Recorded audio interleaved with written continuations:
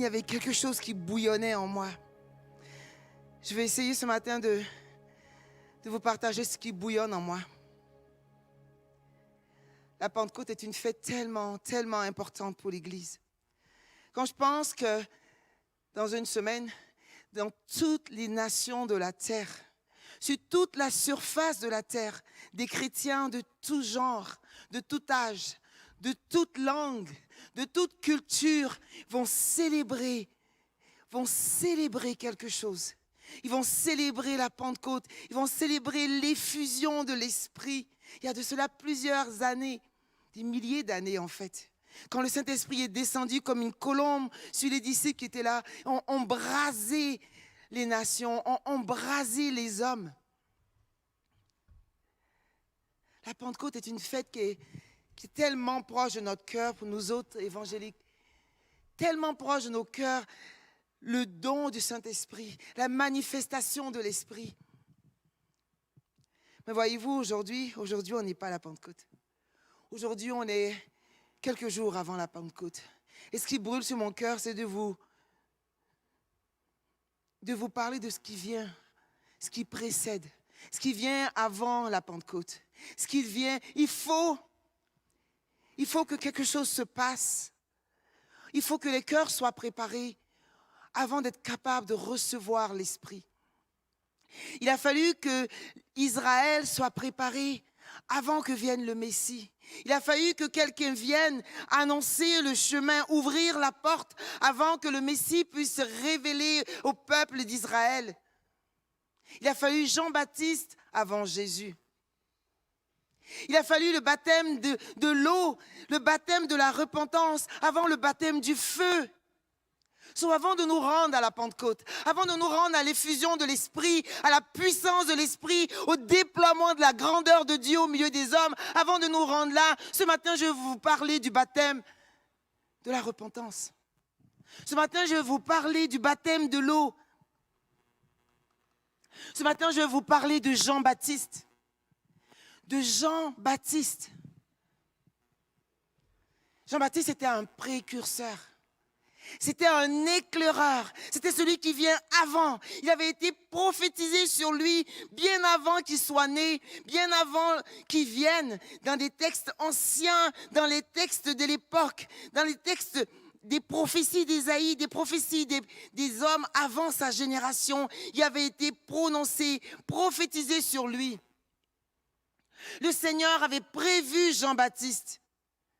Et ça depuis longtemps. Et ça depuis longtemps. Il fallait que quelqu'un vienne précéder la révélation de qui était Jésus et ce qu'il venait accomplir. Il fallait que le peuple soit prêt.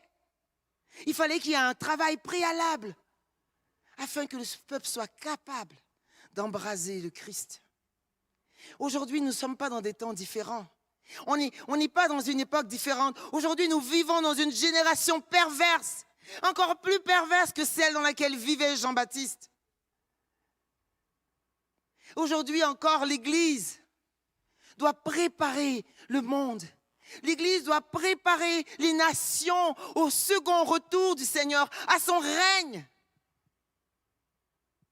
Aujourd'hui encore, il faut préparer la terre avant une révélation incroyable de Dieu, avant un nouveau réma, une nouvelle révélation du Seigneur. Nous ne sommes pas très différents nous ne vivons pas des temps très différents des temps de Jean-Baptiste. Vous vous rappelez, j'ai parlé qu'en tant qu'Église, on avait un mandat, que c'était à notre tour, que le Seigneur, il a accompli ce qu'il était venu faire, que les disciples ont accompli ce qui leur était attendu d'eux, les promesses qui étaient sur leur vie, et que maintenant, en tant qu'Église, en tant que sauveur, c'était notre tour de briller, c'était notre tour de participer à l'œuvre de Dieu, c'était notre tour de faire le ministère, de préparer la terre, parce qu'il est vivant. Parce qu'il est ressuscité, parce qu'il vient, notre Seigneur. Parce que déjà, l'heure est proche. Parce que déjà, des bruits se font retentir sur la terre. Déjà, le ciel se dort, l'aurore se lève. Déjà, l'obscurité s'éloigne un peu plus. et la lumière pointe. Église, il faut que tu sois prête. Il faut que tu sois prête. Parce qu'entre nous, c'est bien beau la Pentecôte, c'est bien beau le parler en langue, les dons de l'Esprit. Mais qu'est-ce que tu vas faire avec le parler en langue si je te le donne aujourd'hui, dit le Seigneur? Qu'est-ce que tu vas faire si je te donne des dons aujourd'hui? Pourquoi tu les veux? Que vas-tu faire avec ton parler en langue? Que vas-tu faire avec ton don de prophétie? Prier quelques heures et continuer ta vie et gagner ton pain. Que veux-tu faire avec l'Esprit de Dieu? Si le Saint-Esprit descendait aujourd'hui, si aujourd'hui la terre se mettait à trembler comme il s'est passé au temps des disciples, si aujourd'hui une langue de feu descendait, que ferions-nous? Que ferions-nous? Allons-nous continuer à dire, c'est génial, j'ai une bénédiction, Dieu est là, je suis touché, je sens la présence de Dieu, c'est tellement bon sa présence. Et puis, mais, il faut que je rentre à la maison bientôt parce que je dois faire l'épicerie. Demain, il faut que j'aille travailler, il faut que je me couche tôt, il faut que je prépare mes affaires pour le boulot. Voyez-vous, nous ne sommes pas prêts pour l'esprit. Parce que nous voulons toujours faire à notre façon. Nous voulons que l'Esprit y rencontre notre agenda, qui se manifeste le matin entre 8h et 10h. Parce qu'après, j'ai d'autres choses à faire. Parce que j'ai des responsabilités, moi. Voyez-vous, j'ai une vie. Je ne peux pas juste passer mon temps à prier Dieu. Je ne peux pas juste passer mon temps à faire les choses de Dieu. Il faut que je fonctionne. Alors pourquoi tu veux le Saint-Esprit? Pour tes petites 2 heures de prière, pour que tu te sentes bien, que tu te sens validé, que oui, Dieu t'aime. Mais Dieu, il envoie son esprit pour un but. Le Père a un but quand il donne son Saint-Esprit. Il a un but, voyez-vous, il a dit aux disciples Jésus, il a dit, vous allez attendre, vous allez prier, vous allez jeûner, vous allez attendre que vienne une puissance qui descendra sur vous. Il fallait attendre tous ensemble, jour et nuit, prier et jeûner et chercher la face de Dieu et préparer leur cœur. Il fallait que leur cœur soit ramolli, préparé dans la présence de Dieu, dans le jeûne, pour qu'ils soient capables de recevoir l'Esprit. Mais ce n'était pas juste pour recevoir l'Esprit, afin de continuer à prier, à continuer à vaquer leur occupation. Les disciples, ils savaient que pendant qu'ils attendaient, ils savaient que quand cet Esprit-là viendrait, les choses ne seraient plus comme avant, leur vie ne serait plus comme avant. Ils n'avaient pas de plan, ils ne savaient pas qu'est-ce qui se passerait l'heure après qu'ils aient reçu l'Esprit. Ils ne savaient pas qu'est-ce qui se passerait la journée après que le Saint-Esprit soit descendu. Il n'y avait pas de plan. Le plan, c'était Dieu. Peu importe, Seigneur, ce que tu veux. Je dis oui. Seigneur, si tu descends aujourd'hui, je vais tout laisser et je vais m'agenouiller devant toi et je vais attendre tes instructions et je vais obéir à ce que tu me dis. Seigneur, toi, tu sais c'est quoi ma vie. Tu sais que j'ai des factures à payer. Tu sais que j'ai des enfants. Tu sais que j'ai l'épicerie. Mais Seigneur, si tu te montres, si tu descends sur moi aujourd'hui, Seigneur, je vais m'ajuster à ton plan. Je vais laisser mes plans, je vais laisser mes projets, je vais laisser mes rêves, mes intentions, je vais laisser mes programmes, je vais oublier mon agenda, je vais te regarder parce que tu es tout pour moi, Seigneur. Voilà le cœur qui cherche, qui est prêt pour l'Esprit. Voilà ce que le Seigneur attend de son Église. Il ne s'agit pas de venir fêter une fête, de se rappeler quelque chose, de se faire du bien. Il s'agit de dire honnêtement au Seigneur, Seigneur, je veux toi et je n'ai pas d'autre plan après toi. Seigneur, je ne veux pas que tu viennes pour remplir mon agenda. Je ne veux pas que tu te manifestes parce que ça m'arrange que tu te manifestes à telle heure. Seigneur, et si je m'attendais réellement à toi? Et si, quand je te demandais de te manifester, je n'avais pas d'autre plan. Je n'avais pas de plan B. Et si tu bouleversais toute ma journée? Et si tu bouleversais toute ma semaine? Et si tu bouleversais ma vie? Le reste de ma vie? Parce que je sais que quand je te rencontre, je ne suis plus pareil. Je ne veux plus être pareil. J'ai besoin de toi. Seigneur, pas seulement des mots. Voici ton église. Ton église murmure des mots, des prières et des prières devant ton trône de grâce. Mais voici leur cœur ne réalise même pas ce qu'ils demandent. Seigneur, nous te demandons ta présence. Nous te demandons ta présence pour nous. Mais Seigneur, tu viens. Tu es vivant. Tu as un plan. Tu as une destinée. Tu as un but. Tu as des prophéties écrites dans les textes anciens depuis des générations et des générations. Tu as des promesses qui sont en attente, des œuvres préparées d'avance. Tu as un plan pour l'humanité. Tu as un plan pour le Québec, un plan pour ma vie. Seigneur, c'est à moi de m'aligner. Je viens humblement devant toi et je reconnais que toi, tu es Dieu et que moi, je suis rien. Que toi, tu vis éternellement et que moi, je ne sais pas. Ce matin, je veux que ton cœur soit ébranlé en dedans. Ce matin, je veux ébranler quelque chose. Ce matin, je veux te préparer à la Pentecôte. Si je peux, j'aimerais te faire réaliser quelque chose. Ce matin, je viens recruter. Je ne viens pas faire du bien. Je ne viens pas vous expliquer les beaux textes de la parole de Dieu. Ce matin, j'ai envie de recruter. Je veux recruter pour le Seigneur. Je veux recruter des Jean-Baptiste. Je veux recruter des éclaireurs, des forerunners, des gens qui vont en avant, qui vont voir qu'est-ce qui se passe. Des gens qui disent au Saint-Esprit, Aigle, que vois-tu? Qu'est-ce qui s'en vient?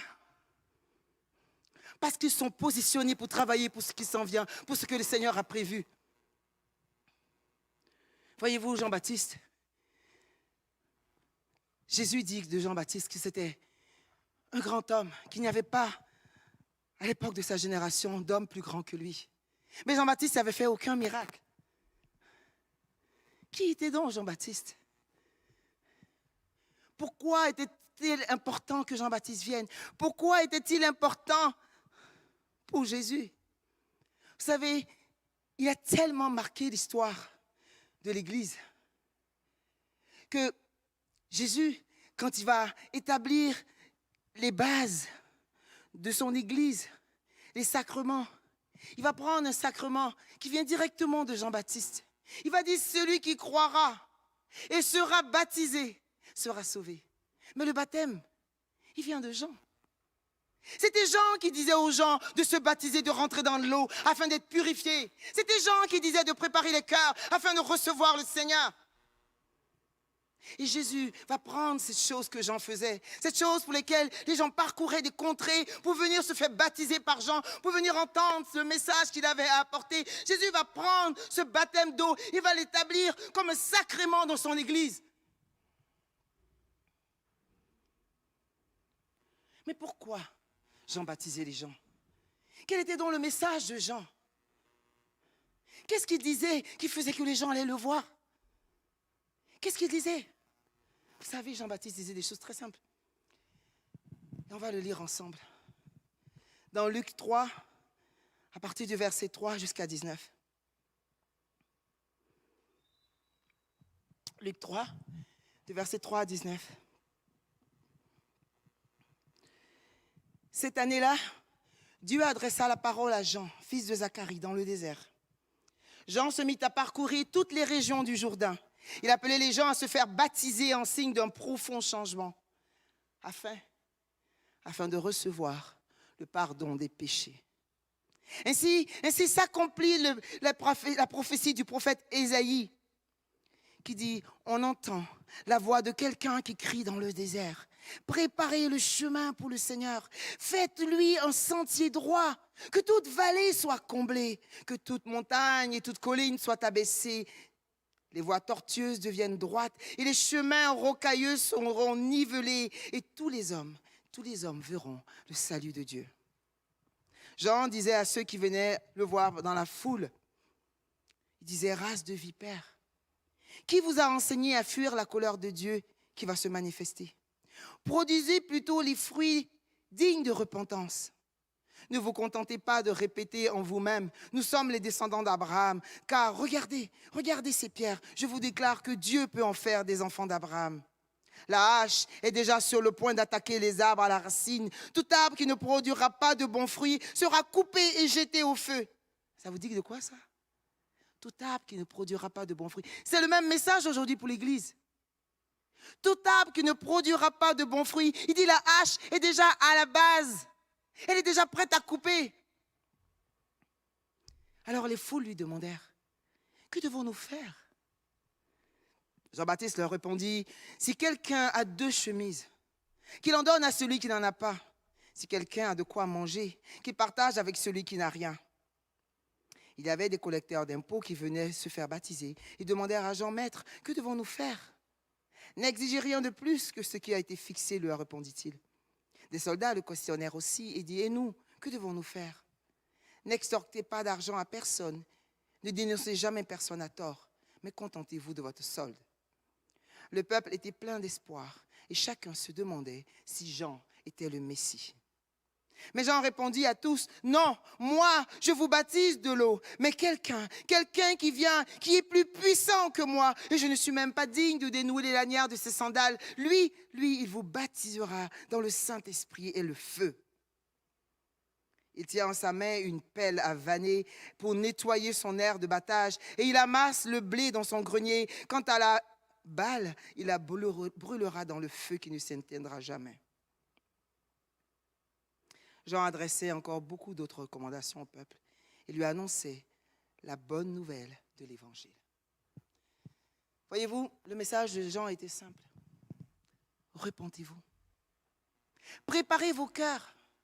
Parce que si vos cœurs ne sont pas préparés, vous ne pourriez pas recevoir le salut.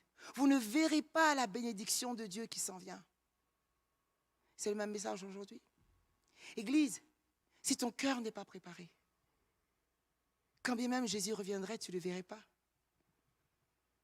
Tu vas rater la chose. C'est vrai.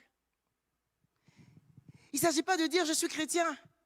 Jean leur disait, il ne s'agit pas de dire je suis descendant d'Abraham, donc il y a une promesse sur ma vie, c'est sûr que moi je vais être sauvé parce que je descends d'Abraham. Et toi tu dis, mais moi je donne ma vie au Seigneur, je prie jour et nuit, je crois en lui, ça suffit, je sais que s'il revient, je vais partir. Ce matin je vais te dire, c'est pas vrai. Ça ne suffit pas. Ça ne suffit pas de croire en Dieu. Les démons croient en Dieu. Ça ne suffit pas de prier. Les démons prient. C'est vrai, les démons prient. Ils ont demandé à Jésus, envoie-nous, s'il te plaît, dans les ports. Ils demandaient des choses à Jésus. Et Jésus leur accordait. Ce n'est pas suffisant. Il faut que ton cœur soit prêt pour le Seigneur. Il faut que la repentance ait fait son œuvre dans ta vie. Il te faut te sanctifier. Il te faut le baptême de l'eau. Il faut te purifier. Voyez-vous, les chrétiens pensent que la sanctification, c'est les gros péchés d'impudicité, de mensonge. Mais voici mes démons, je fais attention, je ne fais pas de péché de sexe, je ne fais pas de gros vols, de mensonges, et c'est suffisant, je suis correct. Mais cet esprit me disait cette semaine, mais ça ne suffit pas. Ça ne suffit pas la sanctification comme on l'a vu jusqu'à présent. Ça ne suffit pas la sanctification que tu penses que tu fais. Il ne s'agit plus de te sanctifier afin de ne pas tomber en enfer et d'être sauvé. Il s'agit de te sanctifier afin de recevoir quelque chose de Dieu. Il s'agit de te rendre compatible à la présence de Dieu. Et la Bible en parle. Vous savez, dans 2 Timothée, il est parlé des vases. Qu'il y ait dans l'église des vases vils et des vases d'or. Mais il a dit que celui qui veut être propre à être utilisé par Dieu, celui qui veut être propre au salut, doit se sanctifier lui-même, il doit se mettre à part. Il y a quelque chose que lui-même doit faire sur lui-même afin de se rendre compatible à la présence de Dieu. Si tu veux que l'onction de la Pentecôte descende sur toi, il faut que tu sois compatible. Il faut que le Dieu très saint, quand il descend dans ta vie, il trouve une place. Il peut faire son Shekinah, il peut faire son tabernacle dans ta vie, dans ton cœur, dans ta maison, dans ton corps. Il peut demeurer parce qu'en toi, il n'y a point d'obscurité. Il ne s'agit pas de demander pardon pour nos péchés afin de ne pas aller en enfer. Ça prend bien plus que ça. Vous voyez Jean-Baptiste? Il ne faisait pas juste demander pardon pour ses péchés pour être sauvé. Jean-Baptiste, il a dédié sa vie pour être une seule chose, pour être la voix qui crie dans le désert. Il savait qu'avant sa naissance, on avait prophétisé sur lui. Jean-Baptiste, il avait un poids d'une destinée qui était sur lui. Avant même qu'il naisse, le peuple au complet avait vu que l'ange avait visité son père, que l'ange avait rendu son père muet quand il est venu le jour de sa circoncision, que tout à coup son père muet s'est mis à parler. Il a dit que tout le peuple, de toute la ville aux alentours était ébranlé. Ils se sont dit, mais qu'est-ce donc cet enfant? Depuis sa naissance, il y avait une destinée sur lui. Il y avait un appel. Jean-Baptiste, il savait qu'il était appelé pour quelque chose. Et pour lui, il ne s'agissait pas juste de ne pas pécher. Il s'agit de se préparer, d'être prêt pour l'appel du Seigneur, pour le service de Dieu. Il s'agit de se sanctifier. Je parle de cette sanctification où que tu ne fais pas juste te protéger toi et garantir ton avenir. Non, tu te sanctifies parce que tu veux être capable d'être propre, d'être prêt pour le Seigneur. Tu veux être capable de porter sa gloire en toi. Tu veux être capable d'accomplir les destinées qu'il a prévues pour toi. Tu veux être capable de porter la prophétie. Alors on parle d'un autre genre de sanctification. On ne parle pas de non, je ne ferai pas l'amour avant le mariage. Non, je ne convoiterai pas, je ne regarderai pas des choses pornographiques à la télé. Vous savez, depuis quelques années, le Seigneur me met à cœur cette douleur en dedans de moi. Quand je pense à ma génération. Quand je pense à l'époque dans laquelle on vit, que nous sommes vraiment dans une génération perverse. Vous savez, c'est triste quand on y pense quand même. Des fois, je me dis, ok, j'ai envie de passer du bon temps, je vais regarder la télé, je vais regarder un film. Et voici, j'ai l'impression qu'il y a des vomissures qui viennent directement de l'enfer, qui se déversent sur moi. Tu es là, tu regardes un film, tout d'un coup, il y a une image bizarre, que tu fermes tes yeux. Des fois, je regarde des films et je ferme la télé. Mon mari dit, qu'est-ce que tu fais? Je dis, je ne peux pas regarder ça. Il me dit, mais pourquoi tu continues à regarder? Vous comprenez? C'est comme je me rends compte que mais je ne peux pas regarder ça. À cause de l'appel qui est sur ma vie, à cause de la présence de Dieu en moi, à cause que je veux que Dieu reste toujours en moi. Je ne veux pas qu'il s'éloigne. Je ne veux pas attrister son esprit. Il y a des choses que je sais que je ne peux pas regarder. Je ne les veux pas. Ils vont me polluer. Mais on est pollué des fois malgré nous, savez-vous? Moi, je n'écoute pas la musique séculière. Je n'écoute pas la radio parce que à la radio, tu ne peux pas contrôler les musiques que tu écoutes. Fait que je n'écoute pas la radio. On n'a pas besoin. J'écoute pas de musique non chrétienne. Et pourtant, je suis pollué. Des fois, je suis là, puis il y a une chanson qui passe dans ma tête. Mais où est-ce que vient cette chanson? J'écoute pas la musique. Comment la chanson peut être dans ma tête? Parce que quand tu vas à l'épicerie, ben, il y a la radio, il y a des musiques qui passent. Quand tu prends l'autobus, mais il y a des musiques. Tu ne contrôles pas toutes ces choses qui viennent vers toi. Mais ces choses, elles viennent vers toi, elles rentrent quelque part. Et elles restent. Alors un jour, tu te rends compte qu'il y a une phrase qui vient dans ta tête. Tu ne sais même pas d'où elle sort. Tu n'as pas voulu qu'elle soit là. Ça veut dire qu'il y a des choses qui ont accès à toi. Mais si ces choses-là ont accès en toi, qu'elles rentrent dans toi, pensez-vous que le Saint-Esprit, quand il veut venir dans toi, il ne voit pas toutes ces choses-là? Tout ce dépôt-là. Et moi, je crois que c'est une des raisons pour lesquelles notre génération ne connaît pas des grands miracles comme on connu la génération précédente. Vous savez, les apôtres, ils n'avaient pas à lutter contre des films de vampires, puis voir des gens qui s'embrassaient à toutes les 2 minutes. Les apôtres, ils n'avaient pas toute cette pollution. Des chansons de nudité, des publicités de savon où tu vois une madame toute nue. Il n'y avait pas toutes ces choses-là. C'est comme tu prends quelqu'un qui a un habit tout blanc, il rentre dans une mine de charbon. Il ne touche aucun charbon. Mais quand il ressort, son habit n'est plus si blanc. Savez-vous? Parce qu'il a été pollué par tout ce qui est autour, par la poussière peut-être. Nous sommes dans une génération perverse et inique. Et nous sommes pollués, qu'on le veuille ou non. Alors nous avons besoin de faire bataille en dedans de nous pour nous sanctifier à un autre niveau que juste chasser les péchés évidents. Nous avons besoin d'être lavés dans de l'eau, rincés dans des eaux pures. Seigneur, je veux être compatible à ton esprit. Seigneur, purifie-moi. Purifie ce qui est de mes yeux. Seigneur, montre-moi comment je dois garder mes yeux pour pouvoir garder ta sainteté en moi. Je veux protéger mes yeux, je veux protéger mes oreilles. Vous savez, ça a l'air de rien. Mon mari et moi, on rit des fois de ça, mais je sais que c'est triste. On est allé une fois, on a passé plusieurs jours dans le jeûne et la prière. Puis après ça, on s'est dit, excusez. Après ça, on s'est dit, on a beaucoup prié, jeûné, on va relaxer. On va aller au cinéma. On est allé au cinéma. Juste après avoir coupé notre jeûne. Il ne faut jamais faire ça, mais ce n'est pas grave. On était insensés.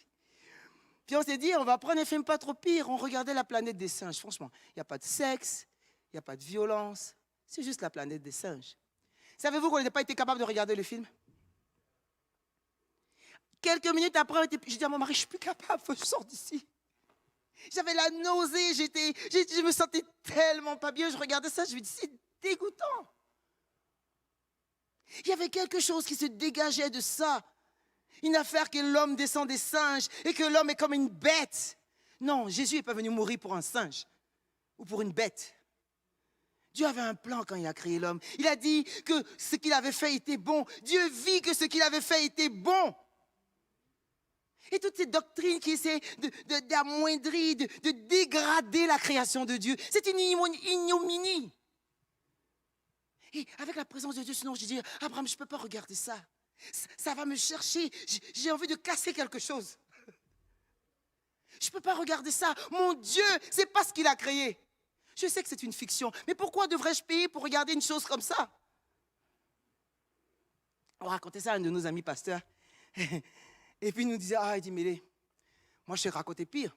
J'ai fait 1 semaine de jeûne et prière et après ça, je suis allée m'asseoir au salon avec ma fille et regarder un film sur, c'est pas le chien policier. Il y a une espèce de série où il y a un chien qui travaille avec la police. Une série pour enfants. Il dit, j'étais assis là et puis j'étais plus capable de regarder ça. Puis je ne comprenais pas. Il dit, il a fallu que j'ai dit, Seigneur, s'il te plaît, je veux juste rester avec ma fille, laisse-moi quand même regarder. Il a dû prier pour pas que ça le dérange. Est-ce que vous imaginez? C'est grave. Ça veut dire que ces choses-là dont on n'a même pas conscience, ça nous pollue, ça se descend en nous, ça reste en nous. Je disais à mon fils, David, parce qu'on a regardé, il a regardé Le Seigneur des Anneaux, je disais, my precious. Il dit, non, maman. Il se rappelait, je dis, tu vois, tu te rappelles. Tu te rappelles ce que tu as vu il y a 2 semaines, c'est reste dans ta tête. C'est pas parti, c'est quelque part. Où tu crois que ça s'en va, tout ça? Une fois que tu l'as vu, tu ne peux plus le enlever. Tu ne peux plus ne plus le revoir. Alors il faut que l'Église se sanctifie à un autre niveau. Alors que le monde se œuvre très, très difficilement, avec beaucoup de volonté, pour essayer de nous souiller, de nous polluer, alors qu'il déverse sur nous des ignominies qui viennent directement de l'enfer. Il faut que nous autres, on soit plus volontaires dans notre sanctification. Il faut qu'on soit comme Jean-Baptiste. Jean-Baptiste, il s'est séparé, il est allé dans le désert. Il a carrément allé dans le désert. Il mangeait des insectes et du miel. Il ne mangeait pas comme les gens de sa génération. Il ne voulait même pas manger ce que les autres mangeaient. Parce qu'il savait que bien avant lui, des siècles avant, le Seigneur avait une promesse. Il avait un but pour sa vie. Il fallait qu'il soit capable de porter la promesse. Il fallait qu'il soit mis à part. Il faut que dans notre génération se lève une nouvelle type de chrétien. Un nouveau type de chrétien. Des éclaireurs. Des gens qui vont se mettre à part. Qui vont se séparer de l'esprit du monde. Qui vont dire, c'en est assez. J'ai besoin d'être propre et pur pour mon Seigneur. Je suis appelé à de grandes choses. J'ai besoin de me séparer de cette chose. C'est sûr, je peux me permettre. Dieu est grâce. Mais je ne veux pas me donner ce choix. Paul disait, je traite durement mon corps. Je fais moi-même le choix de me mettre à part afin d'être compatible à ton esprit, afin de participer avec toi à cette grande œuvre. Le Seigneur est vivant et il vient. Le Seigneur vient. Le Seigneur vient. Ça ne suffit plus de dire, je suis chrétien. Je crois en Dieu, je vais à l'église, je prie de temps en temps. Il faut que tu sois à part. Es-tu sûr qu'en dedans de toi, il n'y a pas des semences d'obscurité? Es-tu sûr que l'esprit du monde n'a pas trouvé racine en dedans de toi? Es-tu sûr que ce n'est pas ça qui combat la présence de Dieu? Mais Mélie, moi je n'entends pas la voix de Dieu. Moi je prie, Dieu ne me parle pas. Mais qu'est-ce que tu regardes? Qu'est-ce que tu ingurgites? Qu'est-ce que tu mets dans ton corps? Dans ton esprit? Dieu est jaloux. Il a donné son Fils pour que tu sois saint, que tu sois sauvé. Mais qu'est-ce que tu rentres en dedans de toi? La Bible dit que Dieu parle, tantôt d'une manière, tantôt d'une autre. Dieu n'est pas muet. Si tu ne l'entends pas, peut-être parce qu'il y a des choses qui bougent tes oreilles. Le Seigneur s'en vient. Alors si tu vis ta vie chrétienne et que tu te sens pure, tu te sens sainte, tu te sens bien, mais que tu n'entends pas sa voix, mais que tu ne sais pas c'est quoi les plans de Dieu, mais que tu ne participes pas avec lui, tu n'es pas collaborateur avec Dieu, peut-être que tu es à côté de la plaque.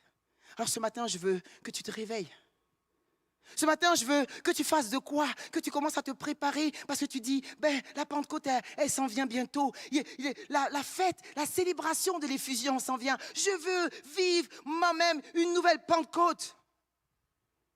Je veux une nouvelle effusion de ton esprit, Seigneur. Il y a des gens qui prennent le parler en langue comme étant une carte d'identité. Ah, mais je suis le Seigneur est avec moi, j'ai la présence de Dieu. Mais ce n'était pas pour ça. Le don de l'esprit, c'était pour l'œuvre de l'Église. C'était pour nous édifier afin que nous soyons propres au ministère. Jean-Baptiste dira, il faut que les vallées soient rehaussées. Les vallées de l'hypocrisie, du mensonge. On a toutes sortes de raisons pour justifier nos hypocrisies, vous savez. Surtout les chrétiens, on est très bons dedans. Une fois, alors qu'on était pasteur de jeunesse, j'ai posé cette question aux jeunes. Je dis, c'est quoi la définition du mensonge?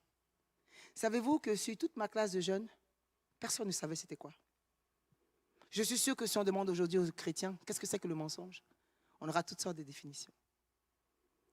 Mais il faut prendre le dictionnaire. Il faut regarder la définition. Qu'est-ce que ça nous dit? Le mensonge, c'est la volonté. Écoutez ça bien. C'est la volonté. Dans ton cœur, là, tu ne veux pas que l'autre sache la vérité. C'est ça le mensonge. Ça veut dire quoi? Le mensonge, ce n'est pas ce que tu dis. C'est que dans ton cœur, tu as décidé que cette personne, elle ne va pas savoir la vraie affaire. Donc, il y a plusieurs façons de mentir. Tu peux ne rien dire et la laisser complètement s'induire en erreur. Est-ce que tu es clean? Non, tu mens. Tu peux faire un petit geste de la tête, puis l'autre doit interpréter d'une autre façon. Tu sais qu'elle interprète mal. Tu n'as pas dit. Est-ce que tu mens? Oui. Si dans ton cœur tu as décidé que tu ne voulais pas que quelqu'un sache la vérité, tu mens. Que ce soit par un acte, que ce soit par un geste, par un sous-entendu, par un non-verbal, pas du tout de parole. Si tu ne veux pas que quelqu'un sache ce qui est vrai, tu t'opposes à l'esprit de Christ qui est l'esprit de vérité. Tu veux que la personne soit induite en erreur. Tu veux que la personne ne sache pas ce qui est vrai. Et donc, tu as péché. Les chrétiens pensent que, mais j'ai rien dit. Lui, il pensait ça, je n'ai juste pas corrigé, moi je suis correct. Tu n'es pas correct. Tu n'es pas correct parce que tu as désiré le mettre en erreur. Volontairement choisi de le laisser se tromper pour pas qu'il sache. C'est quoi ta motivation pour pas qu'il sache la vérité? C'est quoi ta motivation? Et il y a des menteurs en masse dans les églises. Jean-Baptiste dit non. Il ne suffit pas que vous faites appeler des enfants d'Abraham. Il faut que les vallées de l'hypocrisie soient rehaussées. Et que la vérité soit sur la place publique. Il faut que tu portes la vérité comme ceinture. Que quand les gens te voient, quand tu parles, personne ne doute parce que tu as fait tes preuves. Tu te nommes droit et intègre sans toutes sortes de choses. Les gens ont confiance en tes paroles, elles ont du poids. Jean-Baptiste dit, il faut aplanir les montagnes de l'orgueil. Et on sait très bien que ça, c'est un péché qui guette tout le monde. L'orgueil. Mais qu'est-ce qu'ils vont penser de moi? Qui pense que je suis? On en a parlé, je pense, la semaine d'avant. Le moi n'existe plus, il est mort. Un mouton qui est mort, on n'a plus peur du couteau. Alors l'orgueil, on doit s'en débarrasser. Parce que c'est l'orgueil qui a fait chuter Satan. C'est lui qui était l'instigateur de cette chose. Et on sait comment il finit. Et je ne veux pas finir comme lui. Jean-Baptiste parle de la steppe, du chemin rocailleux. de l'endurcissement. Dieu te dit de faire quelque chose et tu résistes. Non, tu ne veux pas. Parce que tu as tes propres plans ou parce que ça ne te tente pas. Il y a des gens qui sont durs. Ils sont durs. Il y a une sœur dans notre église qui disait, elle appelait ça la têtitude. Quelqu'un qui est têtu, ça devient une chronique. C'est la têtitude. Il fait qu'à sa façon. Tu ne peux pas le faire tourner d'un passé ou de l'autre. Il fait qu'à sa façon, il est têtu. Et même avec Dieu. Alors il erre dans sa vie chrétienne. Alors il vit dans le désert, tout est aride autour de lui. La Bible dit que le rebelle habite dans une terre aride. Tout devient difficile dans ta vie quand tu es rebelle. Même à ton travail. Quand tu as un esprit de rébellion, tout est dur. Jean-Baptiste dit, il faut que ce qui est dur soit écrasé et s'aplanisse.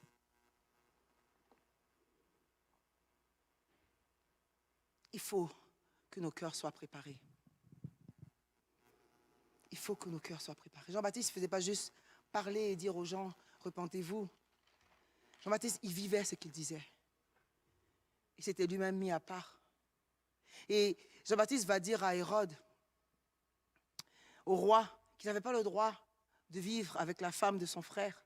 Et ça, c'était directement un texte de l'Ancien Testament, savez-vous? C'était une loi dans Exode qui disait que tu ne prendras pas pour femme la femme de ton frère. Jean-Baptiste faisait juste citer les Écritures. Et voici Hérode l'a emprisonné pour ça. Vous vous rappelez, je vous ai dit que Jean-Baptiste, il s'était préparé, il avait choisi une sorte de vie parce qu'il savait le message qu'il devait porter. Mais l'appel de Jean-Baptiste était un appel qui était lourd. Jean-Baptiste a rencontré le Fils de Dieu. Il lui a parlé face à face. Et pourtant, il était emprisonné sans que Jésus le délivre. Mais on sait que Jésus délivrait les gens. On a vu dans les actes comment Jésus, c'était un jailbreaker, comment il faisait sortir des gens de prison, des chaînes tombées. Mais de son vivant, alors qu'il était là, Jean-Baptiste était en prison et Jésus n'a rien fait. Pire encore, il n'est même pas allé le visiter. Nulle part dans les Écritures, il est dit que Jésus est allé visiter Jean-Baptiste en prison. Ensuite, une chose que je trouvais incroyable. Il est dit que quand Jean-Baptiste a été emprisonné, quand il a entendu que Jean-Baptiste fut emprisonné, Jésus se leva et alla en Galilée. En fait, il est allé au bord de la mer, à Capernaum. C'est fou quand même. C'est comme si que Jésus ne s'intéressait pas au sort de Jean-Baptiste. Jean-Baptiste va mourir décapité. À tel point qu'il est dans la prison, il va envoyer ses disciples demander à Jésus, mais es-tu celui qui doit venir? Si tu es le Fils de Dieu, regarde où je suis rendu. Vous savez pourquoi? Parce que nous autres, on croit qu'il s'agit de nous. Combien des fois j'entends dans l'église des paroles comme ça, mais viens au Seigneur et tu vas voir, il va te bénir. Il va te donner du succès. Il va te donner un mari, tu vas avoir de l'argent. Dieu, il va te bénir, il va anoblir ta vie. Il est là pour te bénir, il est là pour te faire du bien, c'est son rôle. Mais quand on lit les textes de la Bible, ce n'est pas ça qui est écrit. Ce n'est pas des gens qui vivaient pour eux. Jean-Baptiste, il savait qu'il avait de quoi accomplir, que son œuvre était là. Il a dit, il faut qu'il croisse et que je décroisse. Mais c'était une parole prophétique. C'est exactement ce qui s'est passé. Le plus que Jésus prenait son ministère et son envol, Jean-Baptiste, il a décru jusqu'à ce qu'on lui coupe la tête. Et pourtant, Jésus dira, il n'y a aucun homme plus grand que lui. Le témoignage que le Seigneur lui-même fait de Jean est énorme. Savez-vous que quand Jean est mort, Jésus est parti au ciel. Presque 20 ans plus tard, quand l'apôtre Paul se rend à Éphèse, il rencontre des hommes et des femmes qui étaient des disciples de Jean, qui disaient, mais nous, on a été baptisés seulement du baptême de Jean. Et ça, c'était 20 ans après. Jean est mort décapité. Le Messie a été crucifié, ressuscité. Et toi, tu es encore en train de suivre Jean. À quel point cet homme avait impacté sa génération. Il y a même un disciple, Apollos, très connu dans les Nouveaux Testaments. C'était un disciple de Jean. Pas du vivant de Jean. C'était un disciple de Jean après la mort de Jean. En Grèce, à Éphèse, en Israël, en Galilée, dans le Jourdain. Tout le monde parlait de Jean. Tout le monde avait entendu cet homme. Même le roi lui-même, quand il a entendu parler de Jésus, il a eu peur et dit, mais j'ai tué Jean, je sais que je l'ai tué, mais peut-être il est revenu. Imaginez la crainte. Je l'ai tué, mais je crois qu'il est revenu. Il a fait exprès de revenir parce qu'il sait que ce que j'ai fait, ce n'est pas correct. Hérode avait les chocottes. Mais voyons donc, Jean n'a fait aucun miracle. Mais c'était un éclaireur, un avant-coureur. C'était un flambeau qui brûle, dirait Jésus. Il était comme une flamme qui brûle et qui apporte la lumière. Il devait préparer sa génération au Messie. Nous devons préparer le monde au retour. Je regardais les nouvelles, ce qui se passe en Israël. Puis je disais, Seigneur, sur ta terre, des gens meurent, le sang verse, la haine. Mais Palestiniens comme Juifs, ce sont des créatures de Dieu. Dieu désire-t-il qu'un Palestinien meure plus qu'il désire qu'un Juif meure? Ce sont tous deux des enfants du Seigneur. Voyez-vous, quelqu'un me dit, ah, mais eux autres, ils font tout le temps la guerre. De toute façon, ce ne sera pas la première, ce ne sera pas la dernière. On devient blasé. Et pourtant, la parole nous dit de scruter les temps et de regarder les signes. On sait que ce qui se passe en Israël, c'est un signe pour nous autres. Il ne s'agit pas d'être blasé, ils sont tout le temps en guerre. Il s'agit de dire, Seigneur, qu'est-ce qui se passe? Nous sommes dans une année cruciale, 2021. Nous avons connu des pandémies, des choses qu'aucune génération n'a connues. Mais nous devons être connus pour être une génération qui cherche le Seigneur. Une génération qui se met à part. Je parlais encore de Jean-Baptiste et je disais une chose qui m'a frappée. Savez-vous quand un ange est descendu sur le prophète Zacharie, sur le sacrificateur Zacharie, qui était le père de Jean-Baptiste? Un ange est apparu pendant qu'il servait Dieu. Jean-Baptiste venait d'une famille de sacrificateurs. Sa mère était descendante d'Aaron, son père était lévite. Il faisait l'office dans le temple. C'était pas un monsieur rien, il venait d'un lourd bagage spirituel. Mais son père, pendant qu'il faisait le ministère, voici, il dit que Gabriel s'est apparu devant lui. Et qu'est-ce que Gabriel lui dit? Lui qui était un homme qui servait Dieu, qui était dans un âge avancé, la Bible dit qu'il était juste et qu'il était droit devant Dieu. Gabriel lui parle de quoi? Gabriel lui parle de son fils. Il dit, tu vas avoir un fils. Imagine-toi que le Seigneur envoie un ange, l'ange Gabriel devant toi. Et tout ce qu'il te dit, ce n'est pas toi, il parle de ton enfant. Il ne s'agit pas de toi. Tu vas avoir un enfant. Il va sauver les gens. Il va apporter les gens au Messie. Il va faire ceci. Mais et moi? Et moi qui te sers? Et moi qui suis en train de faire monter l'encens? Et moi, qu'est-ce que tu penses de moi? Suis-tu juste? As-tu quelque chose pour moi? Tu me parles de mon fils. Voyez-vous, il faut que nous ayons un regard plus loin que nous. Il faut que, alors que nous vivons dans cette génération perverse, alors que nous sommes la génération qui a connu toutes sortes de choses, alors que le péché monte de plus en plus et que les gens prennent des décisions qui sont, je ne sais même pas comment les qualifier, il faut que nous voyions plus loin que nous-mêmes. Il faut que nous soyons précurseurs pour une génération qui vient après nous. Il faut que nous soyons mis à part.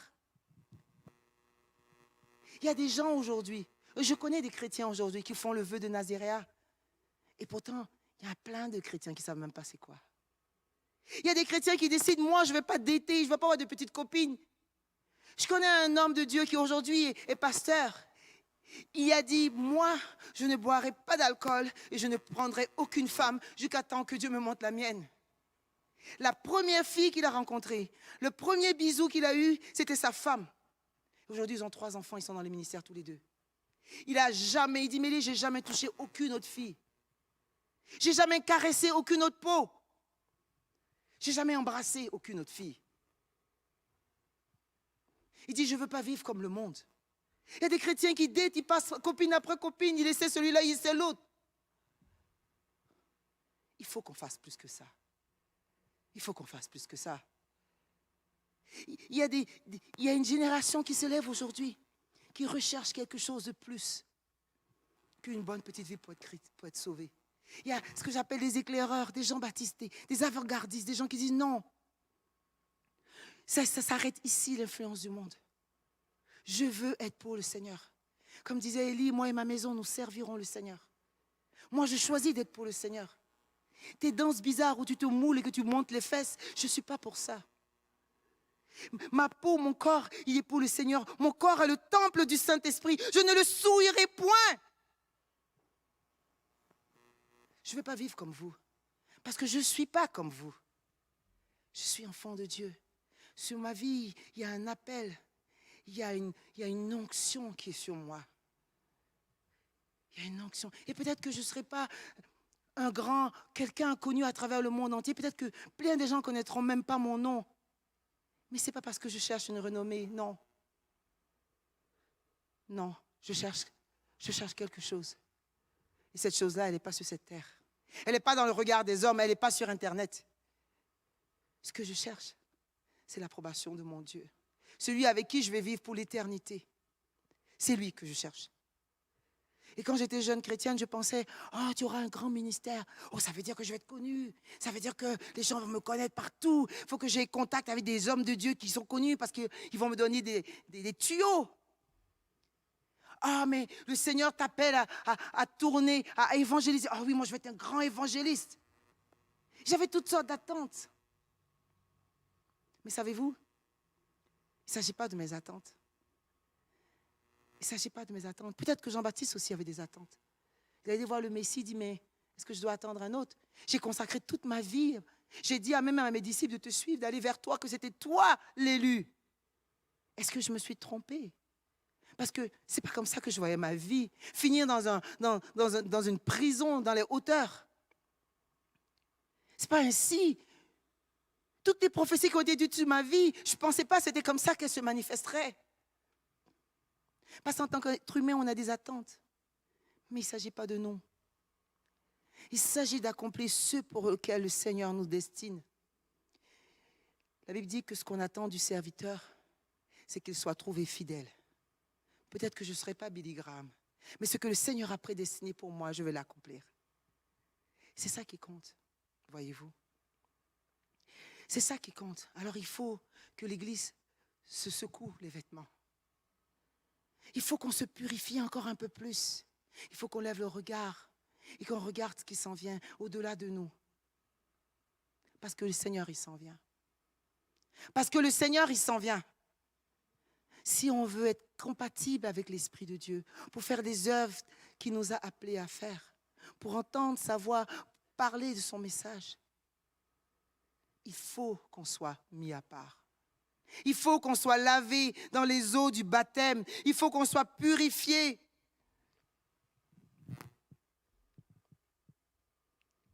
Il faut qu'on se sanctifie. Plus. Vous savez, dans l'Apocalypse, quand ça finit, ça dit que celui qui se sanctifie davantage. Se sanctifie davantage. Il ne s'agit pas juste de ne pas convoiter, de ne pas mentir. Il s'agit d'arrêter de perdre ton temps à regarder des choses qui te polluent. Il s'agit d'arrêter de prendre plaisir à regarder le péché que ton Dieu condamne. Dieu condamne l'adultère. Mais combien prennent plaisir à regarder des films qui sont remplis de ça, puis enjoy. Et enjoy. Si tu prends plaisir à regarder l'adultère, ne me dis pas que tu condamnes l'adultère. Si tu prends plaisir, c'est comme un petit bonbon, là, c'est sucré quand tu regardes le film, là. Excuse-moi. Ne me dis pas. Ne me dis pas que tu es contre ça. Il faut qu'on soit consistant avec ce qu'on confesse. Parce que Dieu ne regarde pas juste ce qu'on confesse. Il regarde notre cœur.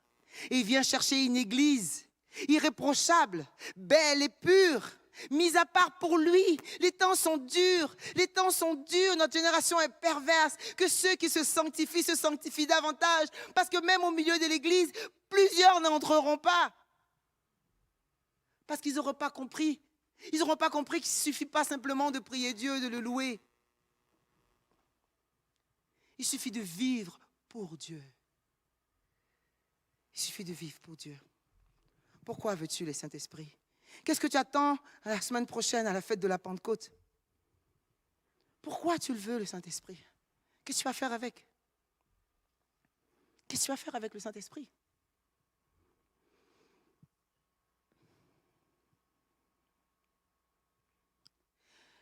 À mon travail, ça m'amuse parce que j'ai une collègue qui n'arrête pas de me dire, mais tu sais, parce qu'elle sait que je suis malade, elle me dit, tu sais, je peux te donner une application où on parle de la méditation. Elle dit, c'est bien de méditer. Tu sais, tu médites, ça te donne la paix. Ça m'a amusé, je me dis, elle n'a aucune idée de qui je suis. Je suis comme un espion, je suis caché dans le monde au milieu d'eux, ils pensent que je suis comme eux. Elle n'a aucune idée. J'avais presque le goût de dire, mais tu sais, Dieu. Puis je me suis dit, je sentis comme le Saint-Esprit qui m'arrêtait. Non. J'ai dit, Seigneur, tu vas me donner une opportunité. One shot. Et je sais que quand l'opportunité va arriver, je vais savoir c'est le moment. Et I'm just gonna. Parce que je ne veux pas juste lui dire que je suis chrétienne. Je veux qu'elle soit sauvée. Je veux, Seigneur, que tu alignes l'opportunité. Je vais prier pour son cœur jusqu'à temps que son cœur soit préparé. Un jour, elle viendra devant moi et me dit, Mélie, dis-moi qu'est-ce que je dois faire. Elle pense que je suis comme elle. Elle pense qu'elle peut me conseiller sur la méditation. C'est OK. Mais je veux qu'elle soit sauvée. Je n'ai rien à lui prouver. Et je sais que le Seigneur va me donner ce temps. Je sais que ma fenêtre s'en vient. Je l'ai vu plusieurs fois. Il a fait dans le passé et je sais qu'il le fera encore. Parce que je vis pour une chose, pour le Seigneur. Je vis pour le Seigneur. Je vis pour le Seigneur. Je suis caché au milieu du monde. Je suis comme eux, mais je ne suis pas d'eux. Je porte en moi quelque chose. Je sais que mon Seigneur veut les sauver. Je sais que l'amour que Dieu a pour eux.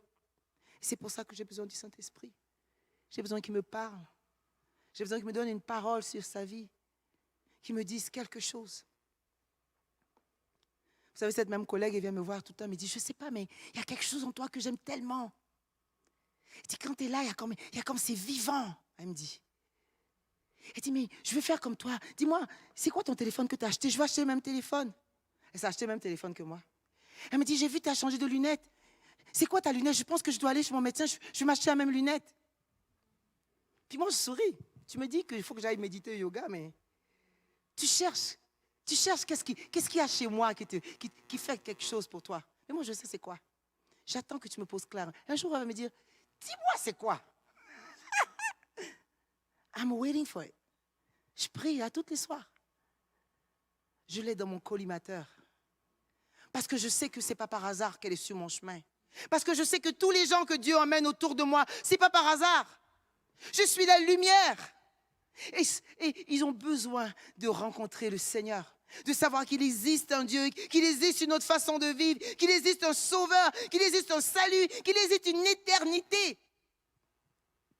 Parce qu'il s'en vient. J'aimerais ça qu'on lise Philippiens pour terminer. Philippiens chapitre 2, verset 15. Philippiens chapitre 2, verset 15.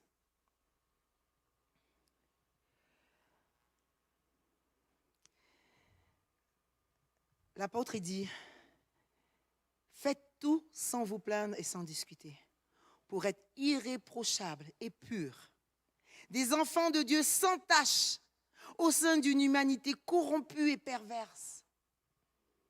Des enfants de Dieu sans tache, au sein d'une humanité corrompue et perverse. Dans cette humanité, vous brillez comme des flambeaux dans le monde, en portant la parole de vie. Vous brillez comme des flambeaux dans le monde, en portant la parole de vie. Quand j'entends mes collègues, mes voisins, quand j'entends comment ils vivent, je ne sais pas comment ils font. Le degré de pollution, d'impureté de ce monde, c'est fou. C'est absolument fou. C'est absolument fou. Le degré d'enchaînement, l'ennemi a une main mise sur eux. Et une grosse patte qui les tient. Et nous avons besoin de travailler pour le Seigneur. Nous avons besoin de nous réveiller. Nous avons besoin de nous sanctifier un peu plus. Nous avons besoin de nous laver dans des eaux pures. Seigneur, enlève dans mes pensées, dans mon inconscient, dans mes rêves, toutes ces choses qui me polluent, qui me rendent inapte à ton Saint-Esprit. Je veux t'entendre. Je veux que tu fasses tabernacle en moi. Seigneur, purifie-moi et je serai plus blanc que neige. Seigneur, viens nettoyer mes souvenirs. Seigneur, voici ton Église.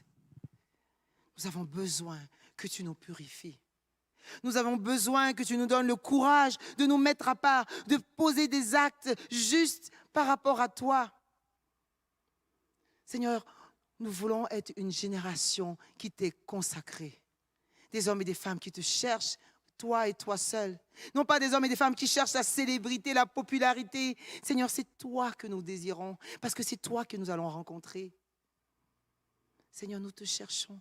Ce matin, je veux recruter. Ce matin, si dans ton cœur, tu as ce désir comme moi, si dans ton cœur, tu dis, moi, Seigneur, moi, je veux vivre pour toi. Je sais qu'est-ce que tu as fait pour moi, Seigneur. Ma vie, elle n'avait aucun sens. Je n'en voulais pas de ma vie. Mais toi, tu m'as sauvé. Toi, tu m'as donné un but. Toi, tu m'as donné un sens. Je veux vivre pour toi vraiment, Seigneur. Je veux me préparer pour toi. Je veux être apte à recevoir ton Saint-Esprit. Je veux être apte à accomplir les œuvres que tu as faites. Seigneur, mets-moi à part. Protège-moi, Seigneur, que je puisse mettre un sceau sur mes yeux, un sceau sur ma bouche, un sceau sur mon oreille. Seigneur, je veux me séparer de l'esprit de ce monde. Je veux me séparer de l'esprit de ce monde.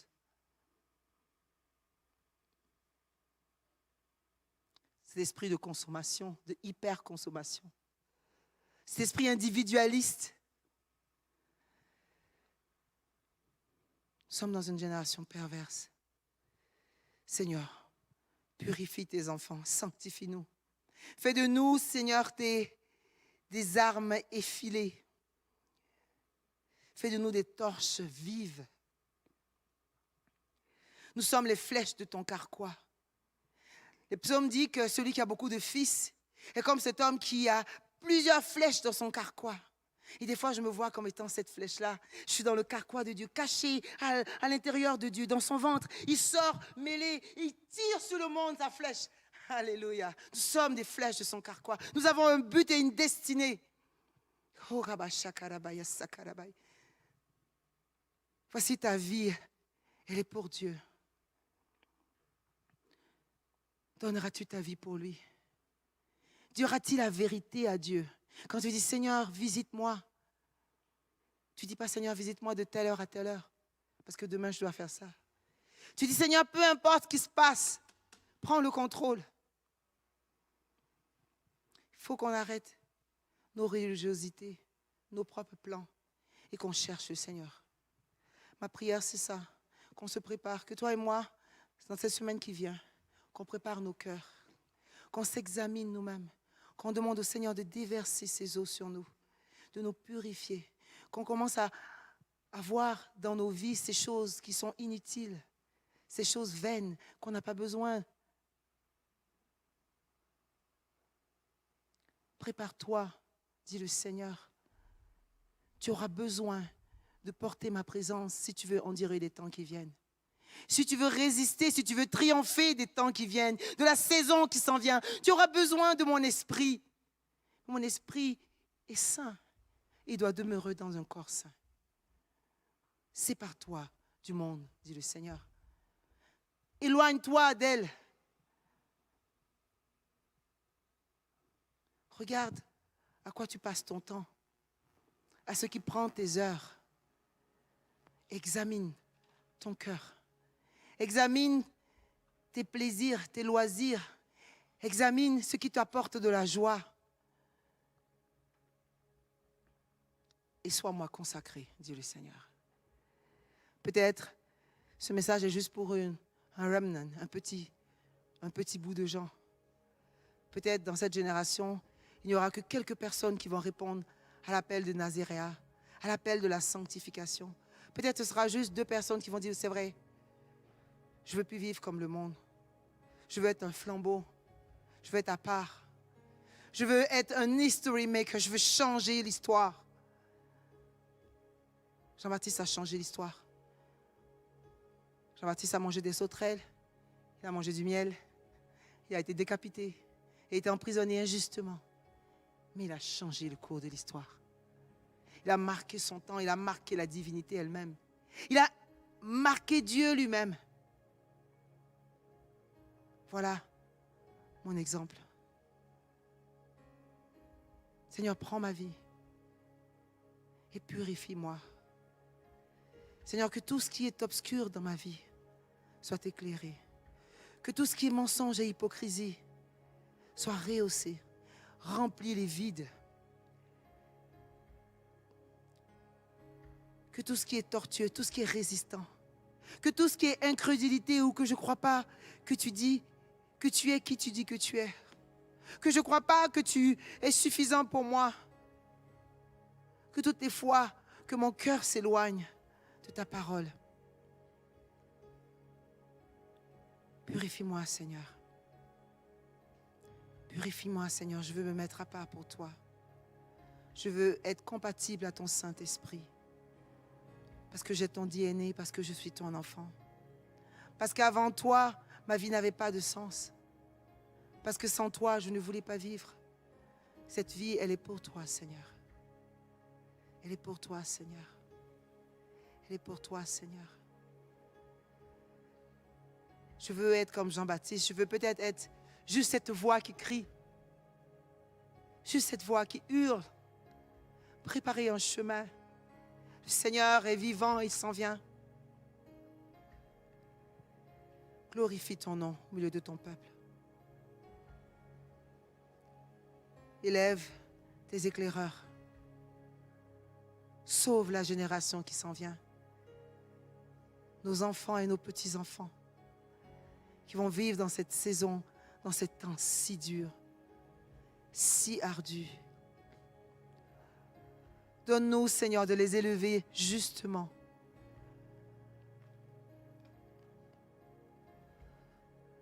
Donne-nous des bons modèles pour eux, afin qu'ils soient gardés, afin qu'ils soient des flambeaux pour le temps de ton retour. Tu es vivant, Jésus, et tu brilles plus que jamais. Glorifie ton nom. Mets à part ton Église. Mets à part les tiens. Tu as dit, il y a un temps où tu sépareras entre les brebis et les boucs. Et voici déjà ton Saint-Esprit parcourt la terre. Déjà, tu sépares parmi tes brebis. Déjà, tu mets à part un reste pour toi. Un reste pour toi. Ceux qui n'ont pas fléchi le genou devant l'esprit du monde. Ceux qui n'ont pas fléchi le genou devant l'argent et la gloire des hommes.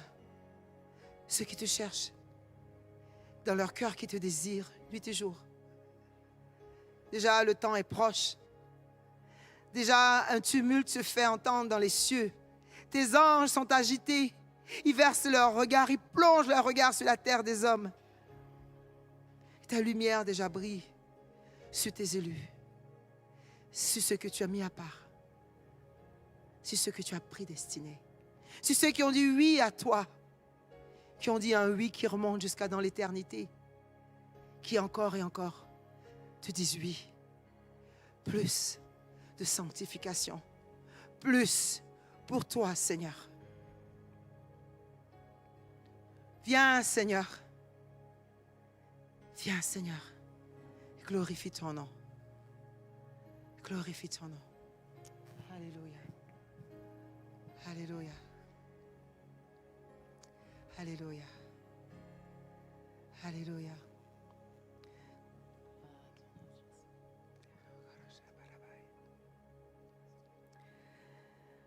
Alléluia. Mets ta main sur ton cœur ce matin. Dis, Seigneur, j'ai besoin de toi. Seigneur, j'ai besoin de me réveiller, de me préparer pour toi. Seigneur, en cette année, je veux célébrer une Pentecôte différente. Je veux préparer mon cœur. Je veux recevoir ton esprit. Pardonne-moi, Seigneur. Pardonne-moi mes iniquités, Seigneur. Pour mes mensonges, Seigneur. Parce que j'ai eu la crainte des hommes, la peur des hommes, alors j'ai pas été vrai. J'ai pas été juste. Seigneur, lave-moi dans tes eaux. Purifie-moi, Seigneur. Que le sang qui a coulé sur la croix de Golgotha, qui coule sur moi, qui coule sur moi, qui coule sur moi. Pardonne, Seigneur, le plaisir que j'ai pris à regarder ces films, à boire à la source des eaux impures. Pardon, Seigneur. Pardon, Seigneur. Et pourtant, je sais l'appel sur ma vie. Je sais qui tu es. Je sais ce que tu as fait pour moi. Seigneur, je ne veux pas tourner mon âme à un autre. Je veux me tourner juste à toi. Juste à toi, Seigneur. Juste toi, Seigneur. Juste toi, Seigneur. Juste toi, Seigneur. Alléluia.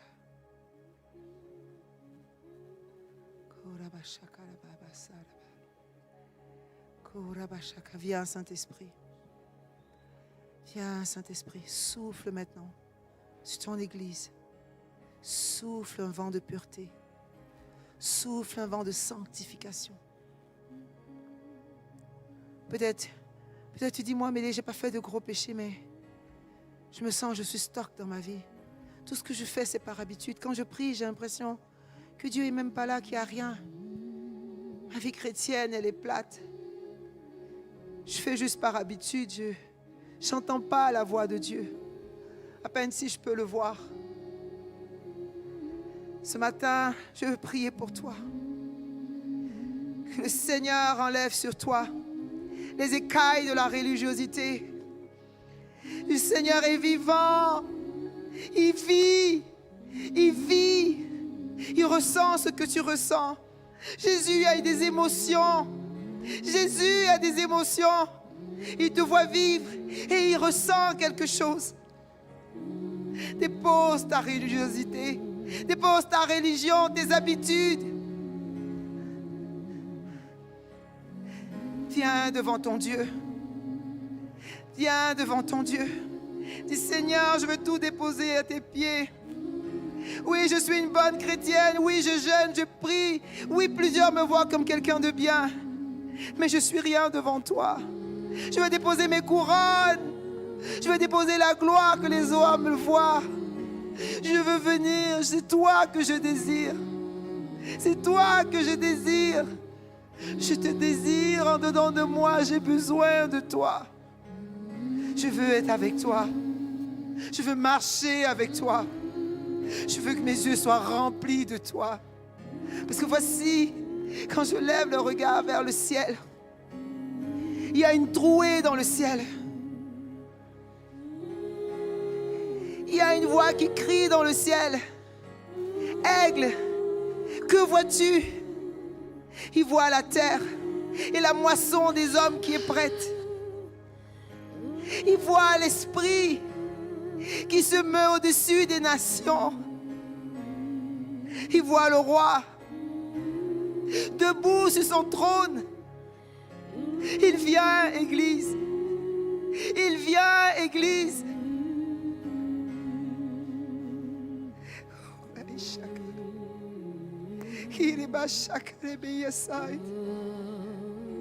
Alléluia.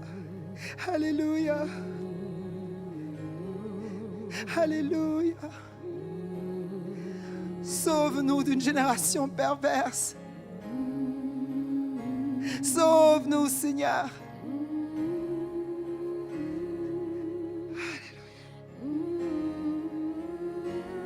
Alléluia.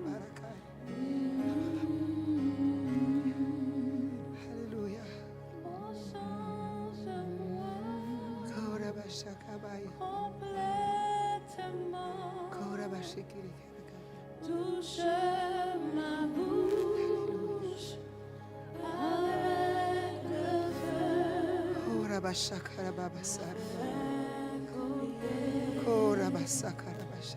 J'ai vie puissante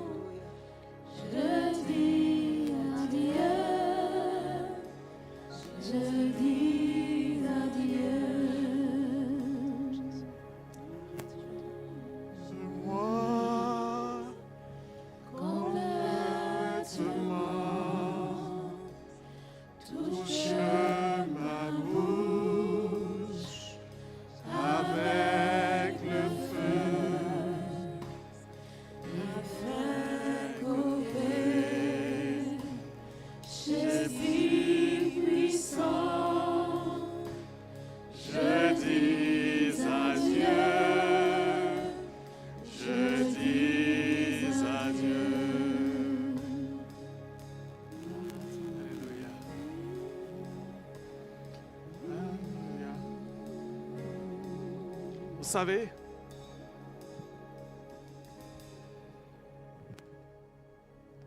l'année passée a été spéciale. Et depuis des semaines, quelque chose travaille en moi. Je sens également que notre Pentecôte sera spéciale.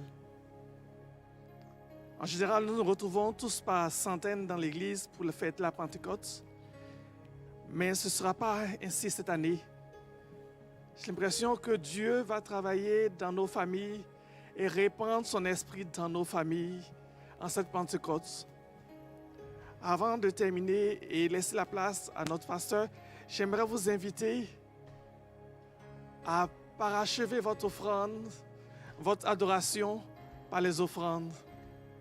Nous voulons dire à Dieu que nous l'aimons, pas seulement en parole, mais également en action. Et je vais vous inviter de donner vos offrandes à travers les instructions qui sont affichées sur l'écran.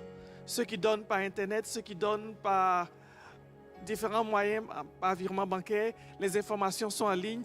Juste suivez ces informations et donnez au Dieu que vous aimez, au Dieu qui vous a sauvé, à notre Seigneur. Nous voulons lui montrer que nous l'aimons et que nous nous préparons pour lui. Nous préparons pour lui.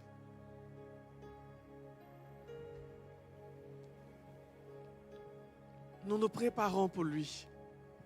Nous nous préparons pour lui. Nous nous sanctifions et nous apportons une offrande pure devant lui.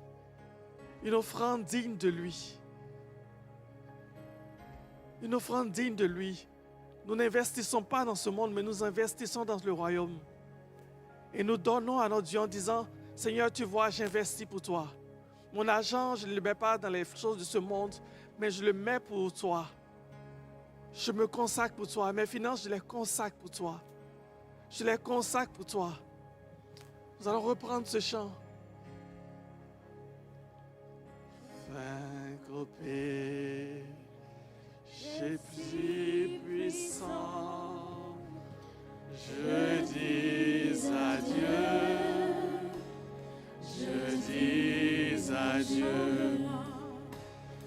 Oh, change-moi complètement, touche ma bouche avec le feu, afin qu'au péché si puissant, je dis adieu. Je dis adieu, change-moi complètement,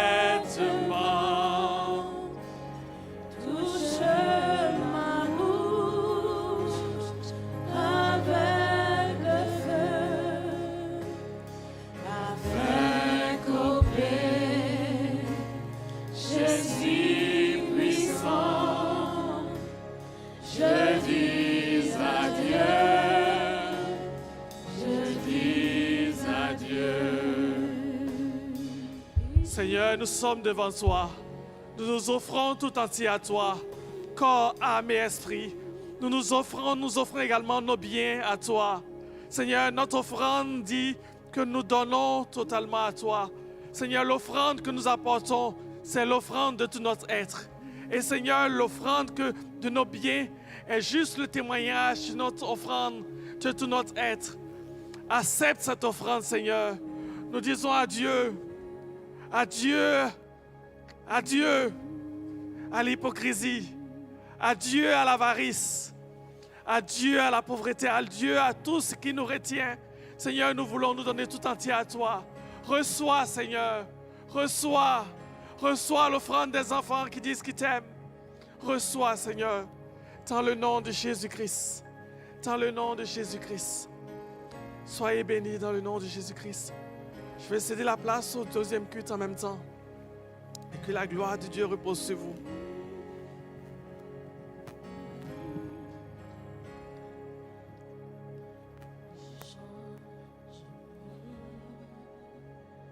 Complètement, Je ma bouche avec le feu me fait couper. Je suis puissant, je dis à Dieu, je dis